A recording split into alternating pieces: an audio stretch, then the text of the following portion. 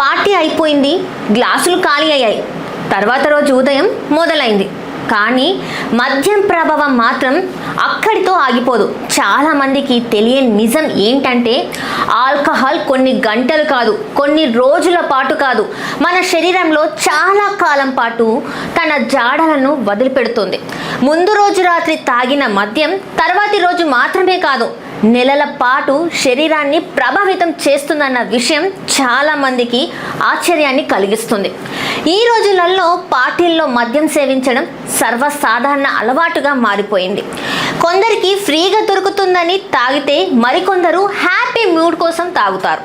కానీ రాత్రి తాగిన తర్వాత వచ్చే హ్యాంగ్ ఓవర్ మాత్రం మరుసటి రోజు ఉదయం వరకు వెంటాడుతుంది. అసలు ఆ హ్యాంగ్ ఓవర్ ఎందుకు వస్తుంది?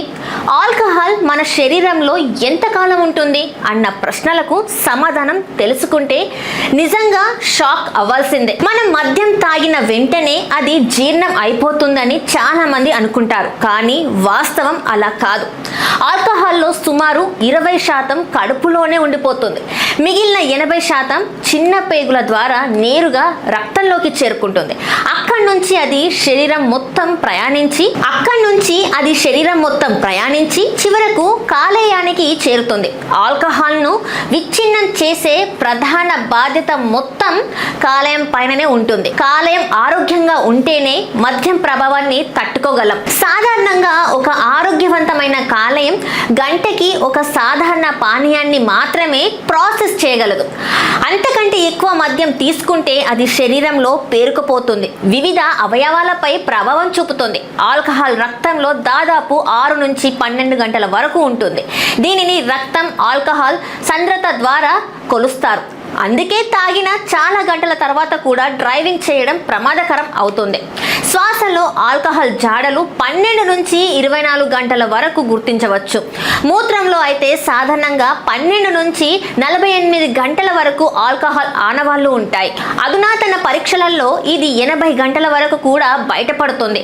లాలాజలంలో ఆల్కహాల్ 12 నుంచి 48 గంటల వరకు ఉంటుందని పరిశోధనలు చెప్తున్నాయి. ఇక్కడితో కథ ముగియదు. అత్యంత ఆశ్చర్యకరమైన విషయం ఏంటంటే ఆల్కహాల్ జాడలు మన వెంట్రుకల కుదుళ్లలో దాదాపు 90 రోజులు అంటే 3 నెలల వరకు ఉండగలవట. పురుషులతో పోలిస్తే మహిళల శరీరంలో నీటి శాతం తక్కువగా, కొవ్వు శాతం ఎక్కువగా ఉంటుంది.